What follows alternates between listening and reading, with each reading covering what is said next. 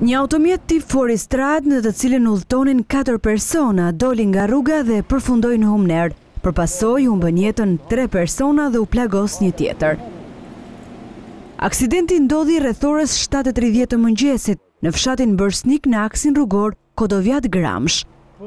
Makina drejtohej nga Yzafer Çingërima, 51 vjeç, me detyrë kryeplak i fshatit Menkollar, i cili gjeti vdekjen e menjëhershme. Në aksident humbi jetën edhe Artur Ibro, 25 vjeç, Aleksandra Taragjini, 47 vjeçe, me profesion mësuese në Skënderbegas, si dhe mbeti i plagosur bashkëshorti i saj, Mehmet Taragjini, 52 vjeç. Ky i fundit ndodhet në kujdesin e mjekëve, jashtë rrezikut për jetën.